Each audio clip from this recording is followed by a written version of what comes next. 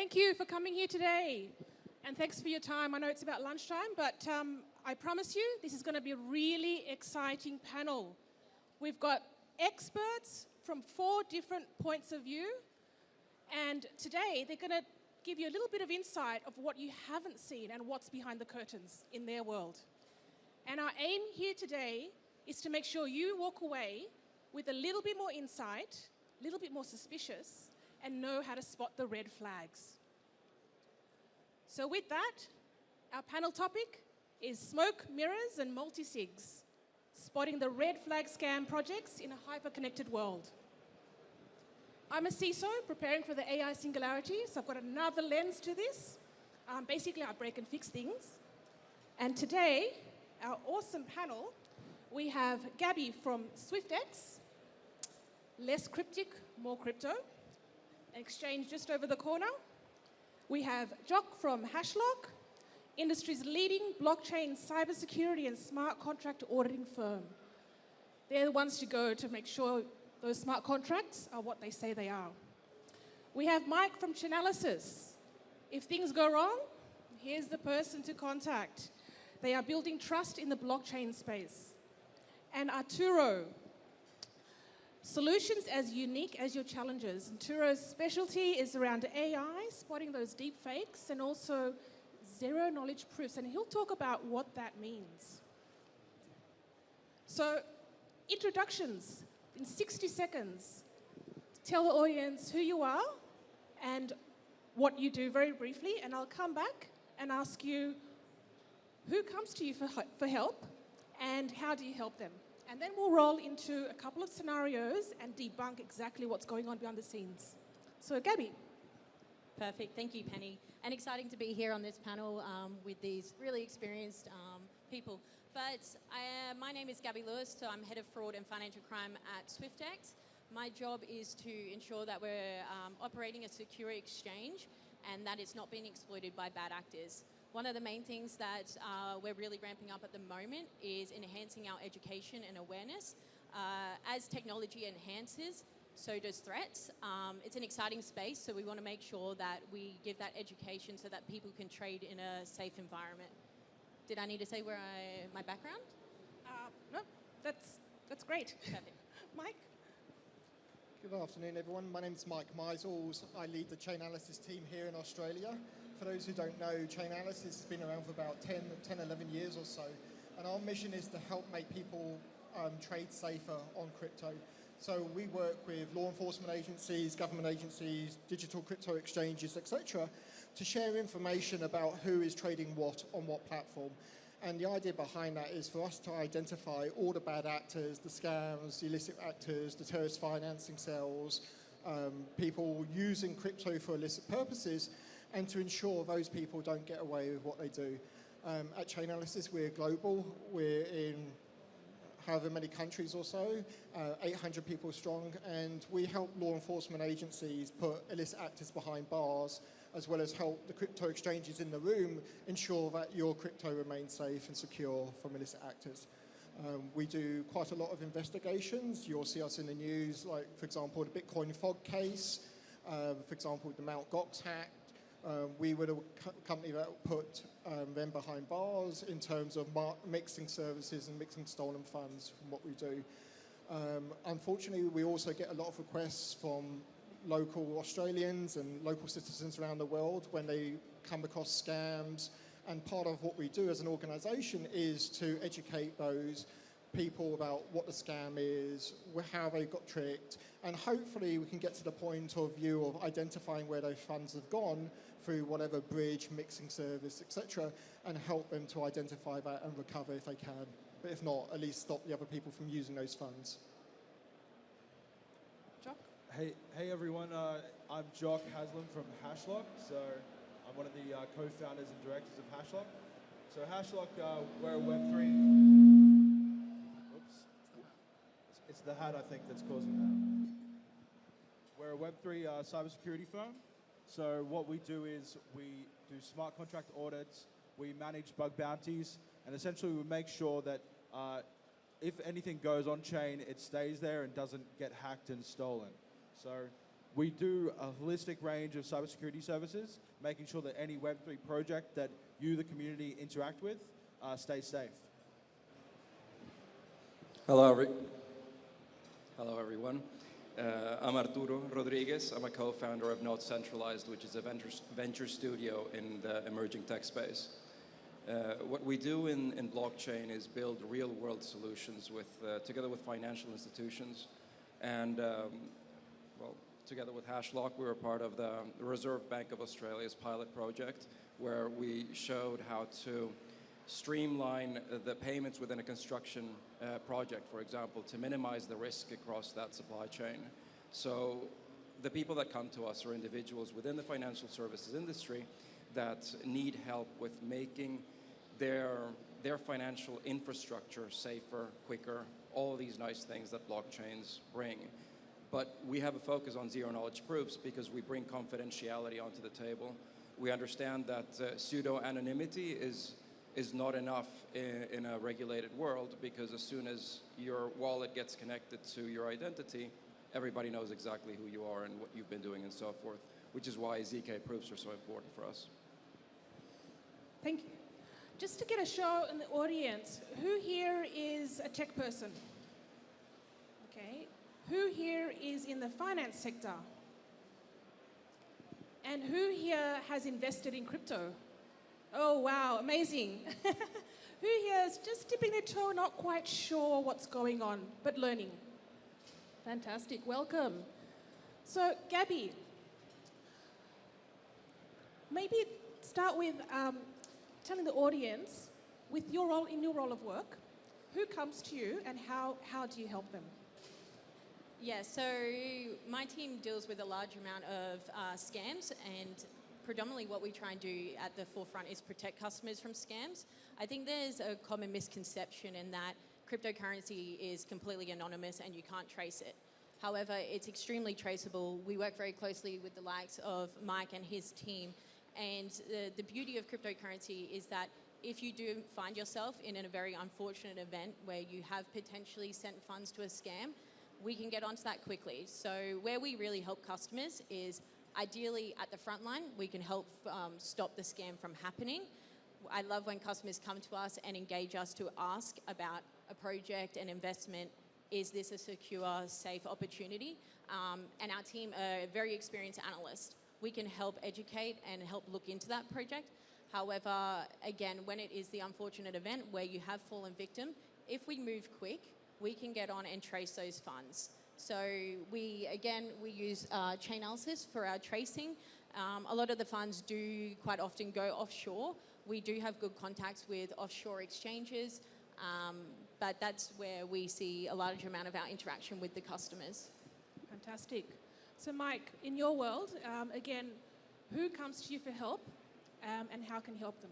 Yep. Yeah, so we support not only the crypto exchanges like Swyftx with providing the intelligence so that they can actually find out where these funds are coming from, but we work with investigators, law enforcement agencies, tax offices, and all the agencies that's designed in the Western society to keep us safe and to keep us secure, not only from people using illicit funds to scam people, but also using crypto to pay for services, to do other means or do anything else that we're talking about, so ransomware, et cetera, et cetera. So we work with all those different leading exchanges.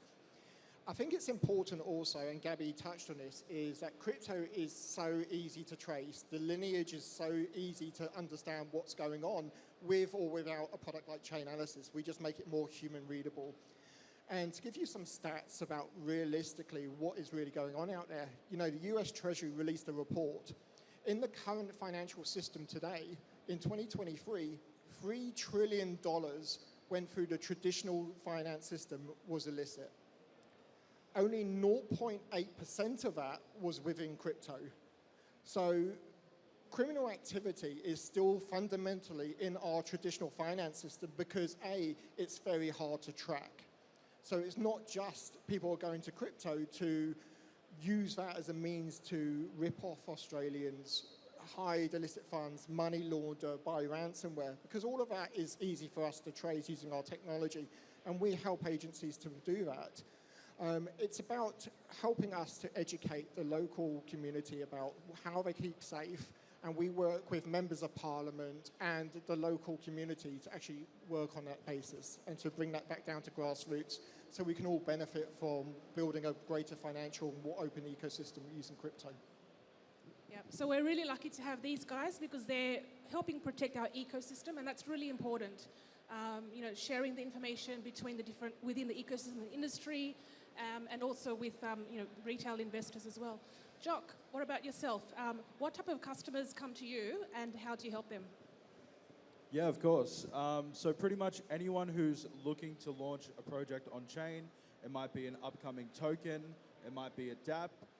Essentially, if you're in that sort of testnet stage of the development life cycle, like let's say 90% complete, you'd come to us, we'd look at all the code line by line, we'd find a bunch of vulnerabilities and exploits that would otherwise go sort of unchecked, and then we'd send you a confidential report, you'd fix all that, and then we check that you fixed it all in the way that we've said, and then you can launch securely on chain. It's essentially, I feel like it's a bit different in Web3 compared to Web2, where if there's like a hack or an exploit, like CrowdStrike or something that happens, it's like, oh, how can we cover it up and not say that we do it?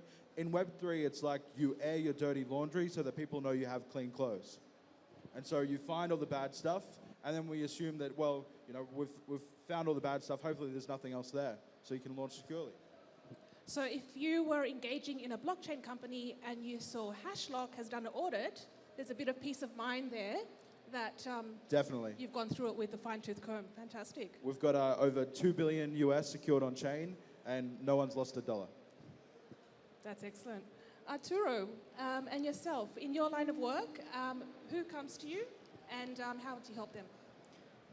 The people that come to us are, as I mentioned before, financial institutions that want to have better rails for their practices. For example, we've tokenized rental agreements and the flows of cash between those rental agreements and agency agreements and so forth. We help these pockets of capital, let's say, that are fintechs that have a need to transact, and then all of a sudden see that blockchain is actually the most cost-effective and safest way to build that financial infrastructure if you're not doing if you need to do so from scratch. Now, I've actually been a customer of Jock, and I think that the interesting part here is to see how we can effectively blend or do that move from Web 2 to Web 3, where you have a very traditional finance customer that has specific needs. We sit there in between and understand which tools we can use to leverage off the wonders of the Web3 infrastructure. And then once we have that solution, we need to have somebody that comes and checks for those vulnerabilities, because they happen a lot. It's really difficult, and it's complex work to develop all these different smart contracts. So having a third party that checks it for you is super, super important. And that's, again, something that really doesn't happen in Web 2 in that open way. I mean, it's an exciting space. As we're innovating with emerging technologies, there's always going to be that threat. The hackers and the fraudsters are always that one step ahead. You've got to just watch out. And I guess we're here today to learn how to watch out for things. So there's a couple of scenarios with the panel. We thought we'll give you real examples of what's going on, and perhaps some of the things that not really is in the public eye. Gabby, did you want to start with that scenario we talked about before, and the scammers and the call centers and how people are actually falling victim, basically? Yeah, absolutely. And I think this conversation is timely. We're at all-time highs. It's exciting. Everyone's wanting to jump in. And I think we also need to be aware of the threats and make sure that we're doing our research and we're aware of the investments that we're getting into. So these bad actors will play on, the fear of missing out, the sense of urgency, make money quick, and they emotionally can manipulate people. Again, we're dealing with emerging technologies such as artificial intelligence. However, one of the threats that has been going on for a very long time, and if anything, it's going to continue ramping up, and what that is that scam farms.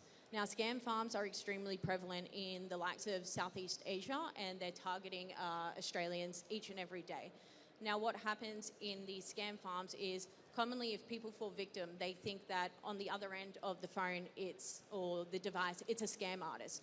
In true fact, that's not always the case.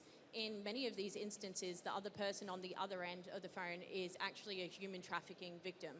Now, what happens in these scam farms is they're large compounds that are set up in the likes of Southeast Asia, and they essentially, the perpetrators that are running these scam farms, they live at the compound with their families, with their kids. They live like kings. Their victims, who are the human trafficking victims, are living on those compounds as well. And they're not living like kings. They're essentially slaves. They sit on a floor and they've got all their computers, much like our office environments, and they've got KPIs that they have to hit. If these victims themselves don't hit their KPIs, there are torture rooms that they get taken to. So this activity that's going on actually funds organised crime, and it's a serious issue that's going on.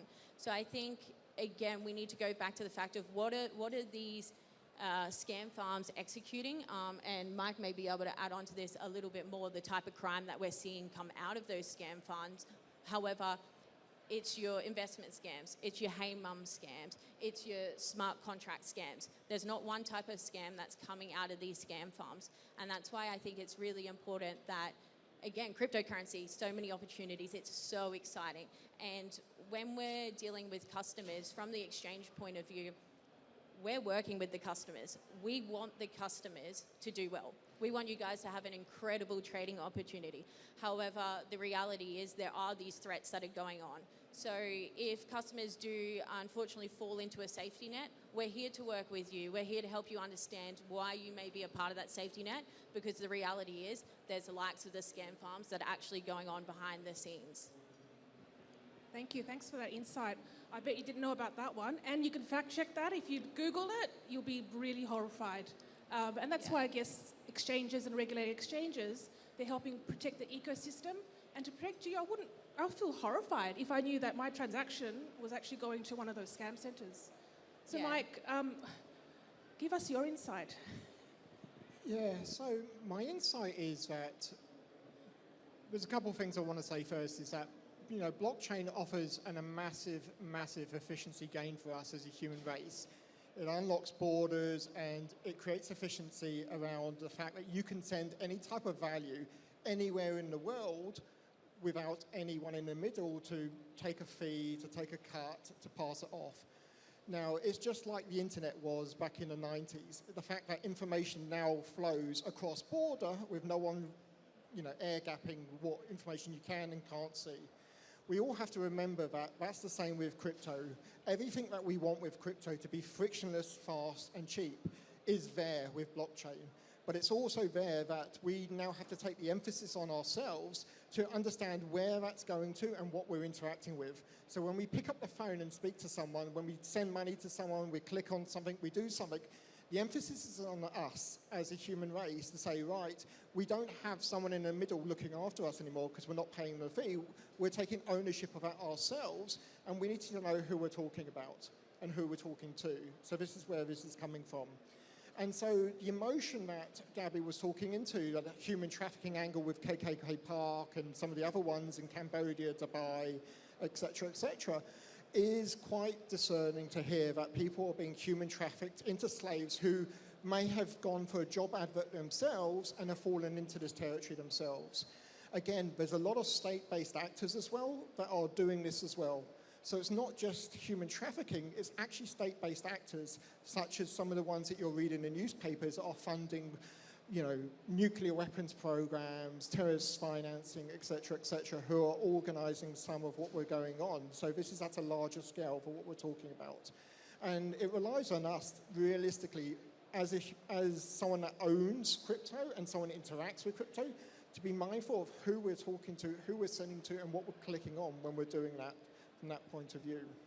Now, some of the things that we really do engage with is trying to add friction to that, to slow things down a bit, so that people such as Gabby and her team can ask questions. Hey, we've seen this signal that you might be doing something we think you shouldn't be doing, or you may not be aware of it, such as a scam, such as when someone's telling you to go to an ATM with a big wad of $100 notes and put it through that ATM because there's no one in there to add friction to you sending it to them.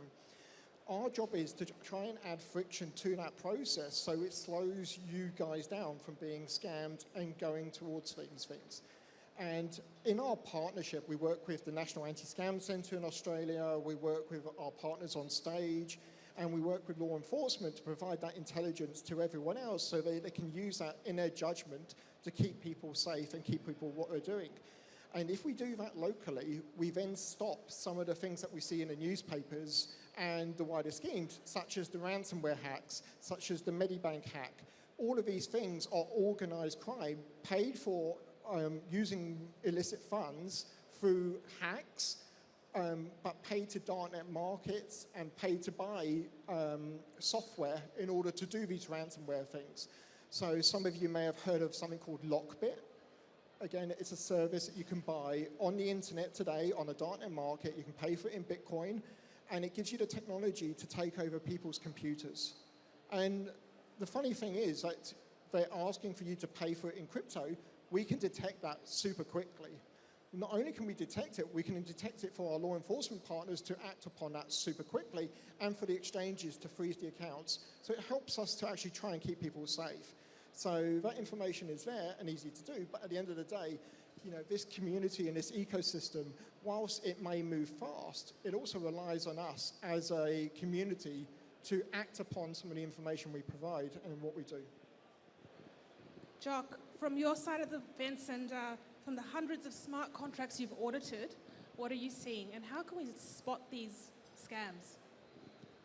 Yeah, well, I think to stop the scams at sort of an infrastructure or smart contract level, you definitely need to get your projects and your contracts audited.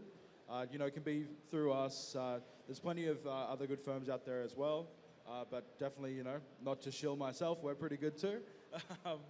But essentially, the thing, that's sort of like something that we can have a better crack at actually stopping, because I like to say that compared to humans, code, when it's compiled down to a binary state, is either, you know, 0 or a 1. It's a yes or a no. Where humans and when we have these scam farms and things like that, there's so many different variables that you have to try and factor in.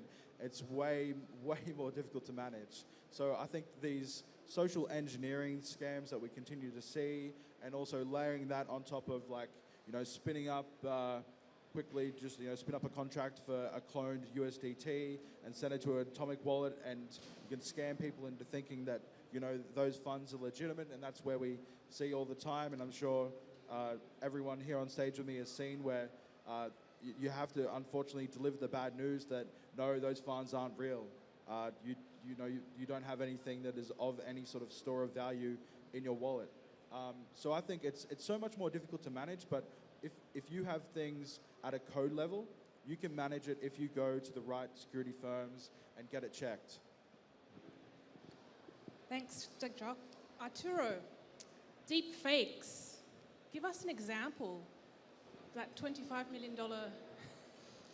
Yeah, that was a fascinating one. I can't recall the name of the firm, but effectively what happened was that person transfers $25 million because they sit on a Teams meeting with individuals that they're seeing, they're talking to, they're interacting with, but they're not real. And this is live, it's real time. So when we go back to thinking about the different types of scams, you know, you have the social engineering scams, and now that's like God-level social engineering, right? You cannot see the difference. You then have the engineering attacks, let's say, which, you know, can be mitigated effectively by having, you know, you can have auditing in place. You can ensure that you only interact with services that have been interacted with a lot, because one of the best ways of mitigating risk is effectively by seeing how long this service has been around If it's been around for a long time, then it's probably quite safe. But if we go back to what Gen AI effectively does for you, it makes you really understand that you cannot trust even what you see. You can't trust that somebody's calling you and sounds like your mother or like your brother. At the end of the day, I think that you always need to ask yourself, what is the purpose of the action that I'm taking, right? Why am I actually supposed to send this money? And then have multiple ways of verifying that. So you have the conversation, you have an email, you have a phone call, because usually it's quite hard to attack every single one of those vectors. And if you have consistency across all of these verifications, then you're probably okay. But definitely don't rely today on being able to talk or look at someone and think that that's real, because it might actually not be. Can I just add to that as well? It's like, how many people would actually meet someone in a pub and actually believe what they're telling them? You know, how many people would actually swap, you know, their beans for a cow, you know, just like the old children's tale? You know, if you meet someone and it's too good to be true, it probably is. And this is not a crypto problem. This is an intelligence problem that I feel that people need to think a lot more about what they're interacting with. The idea that AI is out there. We use ChatGPT, we use information. We've got to take into account what we see. Do we accept that as to be the truth, or do we put our thoughts behind it? You know, we look at Twitter or X, do we accept what's there? You know, the good example about AI is, how many people remember the Channel 9 hack for Elon Musk that took over YouTube's Channel 9? And he said, send me some Bitcoin. Do you know how much money that raised in 35 minutes of being up? $2 million US, because we tracked it. $2 million US, people believing on the Channel 9 YouTube channel that Elon Musk was saying, I'll send you free Bitcoin if you send me this money. At the end of the day, yes, it's on the Channel 9 news site, but we have to think about what we're looking at and think about, do we accept that as being real? Someone really giving us something for nothing. And that's exactly what these scammers are looking for. They're looking for us as humans to fall into traps of romance scams, investment scams, etc. You know, there's nothing, you don't get something for nothing for free in this world, so you need to think more about that. Just because there's AI doesn't change the way that we as humans need to interpret things. Thank you, yes. And from the cybersecurity space, trust but verify. Just remember that. Trust that you got an SMS or a WhatsApp message from your daughter or your mum, but make sure you just call her, just in case it is her or not her. It's worth just doing that double check. And the next is from you know, being in cybersecurity for 20 years, 70% of hacks is because of social engineering. It's a play on your psychology. It's not a direct hack on systems. They're manipulating you. And it's getting worse because you're getting manipulated by an element of AI. I mean, AI is not there yet, but an element of AI tricking you to give up something. Money, passwords, anything. Or your friend's number. I mean, that's the reality that we're walking into. So with that and the panel of experts, I'm going to ask them for 3 tips for the audience. And then we're going to throw it to you guys and ask questions. I want you to ask the most difficult questions. And these guys are going to answer it. So Gabby, 3 tips. Is it too good to be true? Then again, it probably is. I'd also suggest just to stop, slow down, and check. And the other tip would be to actually be aware of your investment. Know, what are you investing in? You're not going to go and buy a house tomorrow in 2 minutes. Why are you going to go and chuck $100,000 into an investment opportunity that you don't understand? You know, we get 90-year-olds signing up to our platform and Marg's looking at sending a whole heap of money to get into an NFT project. When you ask Marg what an NFT is, she has absolutely no idea. So you need to understand your investment, do the research, reach out to the likes of your exchange and gain that assistance. Yeah, that's good advice. Look, I 100% agree with Gabby on this. Slow things down a bit. You know, as a human race, we've all been about speeding things up. The way that we log into our mobile phones with Face ID, biometrics, passwords, internet, information, money. We need to slow things down until we're sure that things are correct, and don't feel scared to ask. You know, there's people on the end of the help centers and all of the software that you're using who are happy to take a moment and work through things, and there's a lot of trusted information out there from that point of view. But one other piece of advice I would say is, as you're moving into crypto, learn a bit more around the security side of crypto. Learn about not keeping all of your eggs into one basket. Yes, you can sign up a MetaMask wallet. Yes, you can sign up an OKX wallet or any of the wallets out there. But remember, these things are just one basket you're going to keep all your eggs in. It's okay to separate these things out. So I know we all have like one CBA account or one Westpac account. In this world, it's okay to have multiple wallets, like a hardware wallet, where we can keep things in cold storage, disconnected from the internet, and put a small part into our temporary wallet that we're engaging with today. And just be careful, you know, when you go onto a website, we've all been very easily trained in, you know, clicking on the Google button to sign into a website, clicking on the Facebook button to sign into a website. How many people know what the information that gives the company, you know, such as our name, our date of birth, our email address? When you're doing that with crypto, be very mindful of the button that you're clicking to sign that signature. Take a moment, read it, see what they're looking at. Even verify that code is correct. Does it actually want to do something that it should be doing, or is it there to drain all of your funds? So don't be trigger happy about just clicking the button because it's there, because we've been trained to click on the Google icon, to click on the Facebook icon. Take a moment and think about that. You know, just take a second if we can talk about this, but Gabby and I and a lot of the exchanges in the room and in this place worked on a project called Operation Spincaster. And Operation Spincaster was run globally, where the scammers were tricking people onto the fact they could just click on the button and they just start investing their money. In fact, what was happening with their money was being drained and converted and drained off, and we were tracking that. So it relies on you being super casual about clicking the buttons, and all we're saying is slow down, take a moment to think about it, and read what you're doing. Quick show of hands before I give out my 3 tips. So who here knows what a smart contract audit is or heard about it before today? So roughly half. Okay, that's good. So tip number 1, if you're going to invest in a project, I would Google the project name and audit and see if they have an audit before you put any money into it. Essentially, have they paid for someone to check their code before you invest money into them? Number 2 would be, who did the audit? Because essentially, there's nothing stopping any of you here today spinning up a company and, you know, becoming smart contract auditors.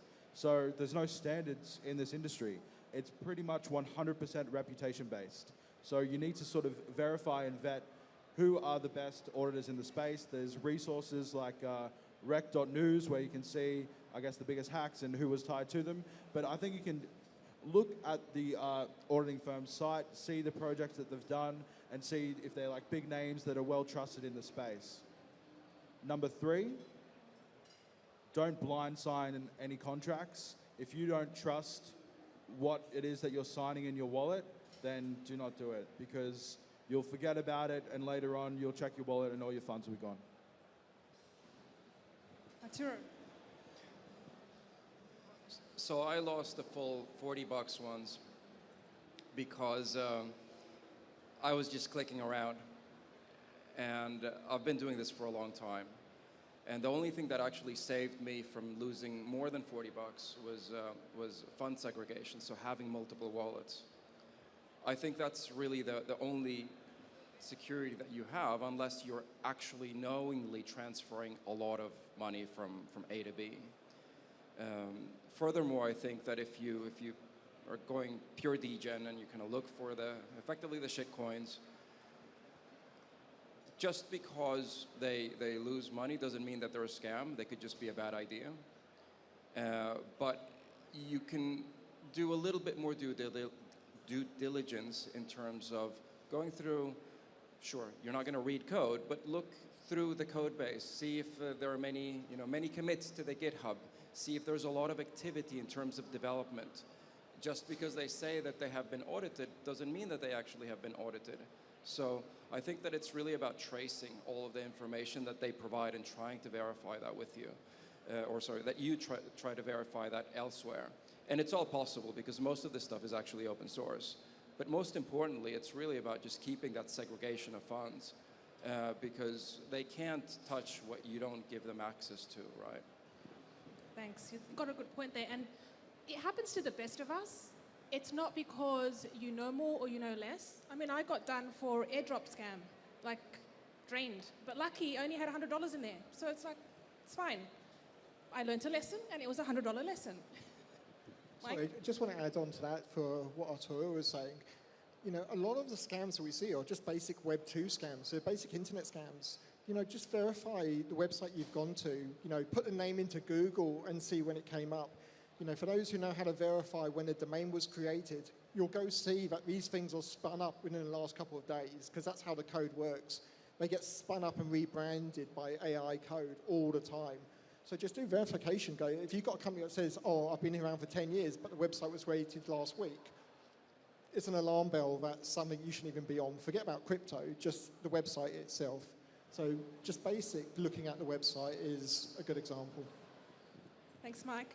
So we've got about 10 minutes left, and I want to throw it back to the audience to ask some questions. Someone got the mic? Yep. Lady in the middle, and then lady at the end.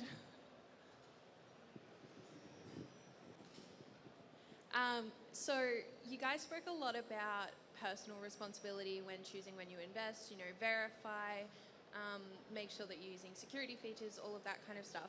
What do you think is the role of the platforms in helping customers keep their funds secure? Do you want me to take that one? Thanks, Gemma, for the question there. I think I want to touch on, firstly, again, I want to touch on personal security. One of my favorite quotes is, if you want to avoid your house from being broken into, the answer is put locks on the front door. However, those locks won't work if the owner opens the front door. So when you've got your virtual accounts, you need to put locks. I don't know what that was. When you've got your virtual accounts, you need to put the locks on the front door. So that's when we talk to the safe storage practices. However, again, if you open that front door to your account, that's where you give them the keys to the kingdom. When you get the likes of SMS OTPs, read what it says. We will never ask you for this code. Do not provide it. So that's where we can enhance the security from the customer's side. From the exchanger's side, I think one of the biggest friction points is when the exchanges restrict customers' accounts. And again, I want to emphasize that we want to work with customers. We want to help you have a good user journey. Most of the time, there's a good reason as to why potentially you have fallen into a safety net or you have been restricted. I think where exchanges go wrong is the lack of education and awareness. It's the likes of when we ask around smart contracts. Who knows what a smart contract is? The operation that we worked on with Mike and the likes, investors were believing that they had to do an approval transaction to be able to activate their wallet. However, in true fact, you don't need to do an approval transaction to activate a wallet. That's an approval transaction to give someone access to be able to draw out your funds at any point in time. It's like giving someone access to your bank account. And that's where I think we need to do more on the exchange part to make investors aware of what are the threats that are out there. And as well, I would encourage investors to do your research on what exchange you're using. There's many of trusted exchanges here in the room today. Have a walk around, talk to them about their security. However, we do have very, very good security practices, and we'd be more than happy to talk to customers a little bit more about why we do those. Thank you. The lady at the end, and gentleman here, and then the lady in the middle. All right. Hello. Okay. So, Mike, this question is actually for you. I know that you advocate for blockchain because it reduces intermediaries. Sorry, I'll speak into this mic. Because it reduces intermediaries. But my question is, isn't that putting too much faith in the intelligence of the reasonable person, as in consumers need to protect themselves? And Abby, you were saying that it's up to the investor to do the education on their own accord. But doesn't that reduce financial inclusion? I kind of got the question before the mic broke out. Yeah. At the end of the day, you know, the blockchain is not a new way to break down silos. You know, the internet's been doing it for years. You know, no one stops you going to a website and clicking on something and put your personal details into that and whatever else happens. No, we've been doing that for at least 2.5, 3 decades. Of giving people the ability to put their own information into a website and interact with whatever else is on there, and also download whatever they're telling us to download. You know, when it comes to the next layer of the internet, and that's where we are now with this Web3 side, is that it's not just our information that we're giving away, it's true value assets. And, you know, one of the things that I heard quite recently in the talk is that scammers and what we're seeing going on, people losing money, hacks, etc., is now a national security issue because they're seeing so much money go from the West to the East that they're worried about the next generation of inheritance, ownership, etc. And this is not small money. So we need to put intermediaries out there, such as oracles, such as technology, such as what we do, to give information to someone. But at the end of the day, if someone wants to tell Swyftx, hey, I'm sending some money to my grandma, and, you know, So are you you have to believe that. Are you pro-regulation? I'm definitely pro-regulation, I'm pro-standards, and I'm pro-education more than anything. 100%, definitely. With regulation comes education, and there comes safety barriers and everything else. How many people buy travel on the internet these days with their credit card? How many people go to Qantas.com and use that? No one goes to a travel agent more, hands over a stack of cash and gets a flight ticket on a piece of paper and takes that to the airport. Everyone engages in the digital economy on the internet these days. And all we're doing is we're providing that next layer to make the digital economy move faster and make it easier for everyone in the world to be on the same level playing field. So for those who don't have banking systems, but they've got mobile phones, they can be in that world as well. So we're level with the playing field, but at the end of the day, it needs regulation, and because regulation drives education. And just remember, no question is a stupid question. The gentleman over here, and then the lady there, and person at the back.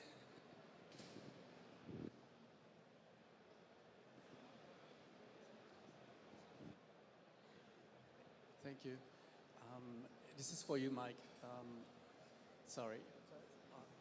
There was on X a post made by the CEO of Casa who had been receiving a call from a scammer, and he went on to have a conversation with him, and the scammer said that he was able to use non-KYC like Tornado Cash to convert the proceeds of the scam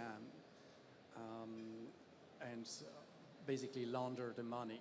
So how fast can Chainalysis get onto, you know, the scammers and the way they use these apps to try and liquidate the earnings of these cryptos into the traditional fiat money? And also, like, I'm very aware of all these great tips that you are giving, but I know that human nature is based on emotion, and as the scammer explained, you know, with the auto-doxing and getting personal data from the internet via phone call, a lot can be known from a person who is being a target of a scam. And so are there any like operating systems that would prevent you know, the use of for example, PDFs that would be corrupted into systems of users? Is there anything that can be learned from that, like running on Linux or having, you know, your own node to use your like to use your personal wallets and allow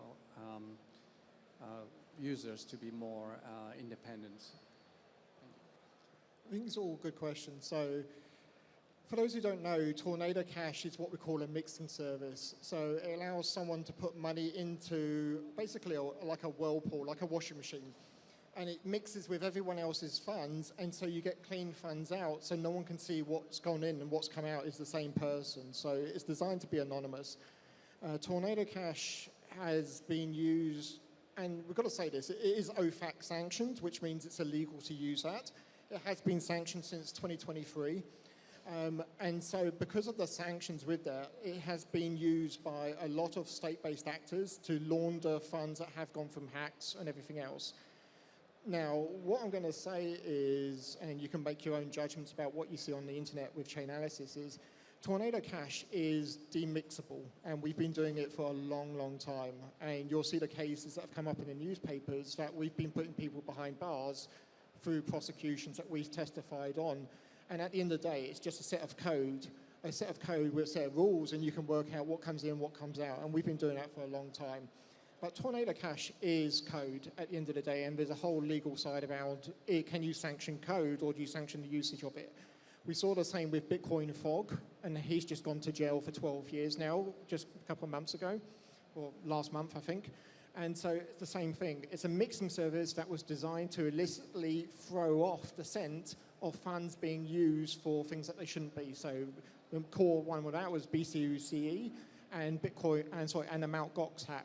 So those hacks went on to fund, you can make your own judgments on what they went on to fund, because I won't say it publicly, but they weren't there designed for good things, and that's why he went to jail, because he ended up laundering money for illicit purposes. Now, at the end of the day, that's code.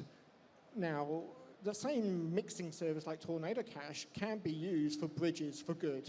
It is just a way of formulating cross-chain bridges between Polygon and Ethereum and Binance Smart Chain, and a bunch of layer 2s, and it's all perfectly valuable, and it's about providing the same capability so that law enforcement and exchanges can see where your money's coming from. So if Gabby was to receive some money from a bridge, she needs to know that it's not come from an illicit purpose and be able to trace across it. Just for example, if I transferred you money from CBA to Westpac and you sent it to NAB, they know it came from Westpac, and Westpac knows it came from CBA. They need to be able to trace that, but in this world, it's not. I'm conscious that time's up as well. But I'm getting signals for time as well. Maybe if we can stick around on the side for like another 15 minutes, and then we can get questions coming through. But thank you to the conference organizers. These things are really hard to organize. Thank you guys for coming here and being here. So I hope you can walk away a little bit more informed and tell your friends and family. Just remember, it's all fun and games until someone loses a wallet or an exchange. So do your own research and be careful.